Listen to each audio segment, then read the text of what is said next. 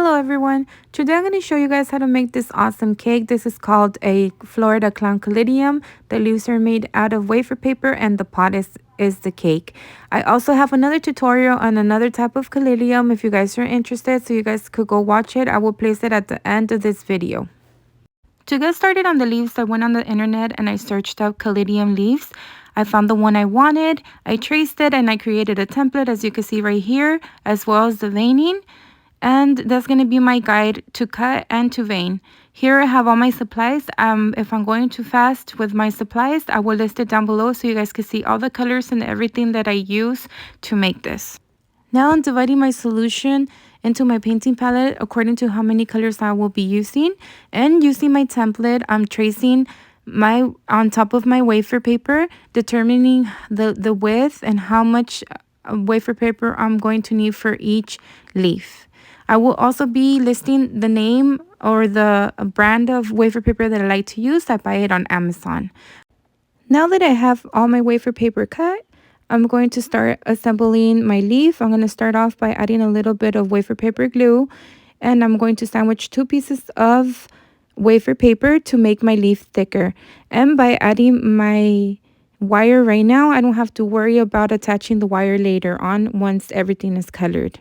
Here I'm just sandwiching the 2 pieces of wafer paper with my wire, and now I could start by tracing the leaf shape onto my wafer paper.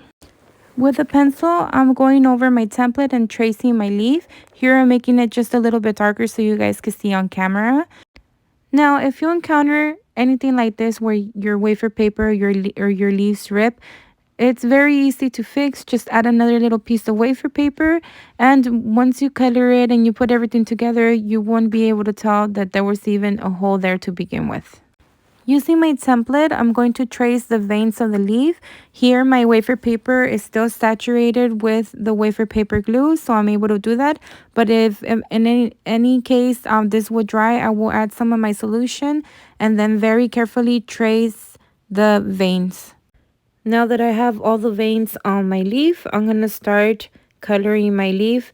And here I'm using all the different types of greens. I will list, as I said in the beginning, all the colors that I used. And I'm saturating my leaf, not being very specific and using only one color. I'm mixing all the colors together, adding different types of greens here and there. And I like the look of that better than just one cohesive color. Once I was happy with the color of my leaf, I dusted my leaf with some cornstarch to stop the oversaturation and let this dry before I color the back of my leaf. Once I have colored both sides and my leaf was a little bit dry, I cut out my shape, and I'm going to start by adding the little specks or the little dots that a Florida clown has. So a Florida clown Callidium has little specks or little freckles of white, light pink, and dark pink on its leaves, and this is what I'm trying to do here. I'm starting off with the white, and one thing that I did in this in the beginning is that I did not let my leaf dry enough. So when I added the white specks, the green went through the white color, so I had to do it over again. So if you are going to do this, I suggest that you let your leaf completely dry before you add any of the top colors. Here's another example of another leaf. As you guys can see here, this leaf is a bit lighter than the one that I showed you previously. And I like that. Nature is not perfect, so I don't like to make every single leaf the same color. I'm okay with some being lighter than other ones. Now with the brush, I'm just going over the sides of this leaf just to add, if I missed any spots, to add the green color. And look at how cute they came out. I love how they came out. I also wanted to create some new leaves or some parts that look like new leaves that are coming out of a plant. If you guys have ever seen that, when a plant is getting new leaves, it's like rolled around and you could just see the little tips of the leaf coming out of the stem. That's what I wanted to create. So here I'm using some scrap wafer paper, saturating it with the green and then twisting it around my wire, adding all the little dots that I did on my actual leaves and setting it aside to dry. So now I have little bursts of new leaves here and there in my arrangement. To get started on the cake itself, I'm using ganache. I'm using my vanilla cake recipe, which I already listed on my channel. I have a 1-inch board stacked up together with a couple of layers.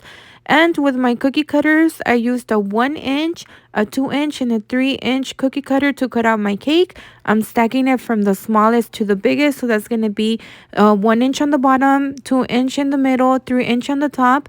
And then I'm flipping this over. I'm going to crumb coat this, put it in the refrigerator to set before I give it its last and final coat. Giving the cake its last coat and setting it again to the refrigerator so it sets, I rolled out a strip of fondant and placed it on my cake. But first I added a bit of Crisco so the fondant would attach to the cake itself. I'm cutting out all the excess, smoothing out the fondant on the cake, and cutting the very top to remove the excess of fondant. Flipping my cake over and placing it on a smaller piece of styrofoam, I'm going to add the rim of the pot. So if you guys ever seen a terracotta pot and you guys see that upper rim, that's what I'm trying to create here. So I'm leaving a little gap in between, and I'm adding my cookie cutter just so my fondant dries up and stays that way without clumping over. Now I'm using my airbrush. I'm adding just a little bit of sparkle to this pot. I'm also going to be decorating the bottom with some of these cute little chocolate rocks, putting them like if it was a pebble tray, and just placing them all over my cake. Now I'm adding a little bit of ganache, and I added some Oreo cookie crumbs on the very top for the dirt. So now all that's left is just to add all these cute little caladium leaves that I made, and I'm placing them wherever I feel they look best. So I hope that you guys like this tutorial. This is the first of its kind. I've never seen anybody make caladium wafer paper leaves. Don't forget to go and check out my other tutorial where I make a different type of caladium. And thank you for watching.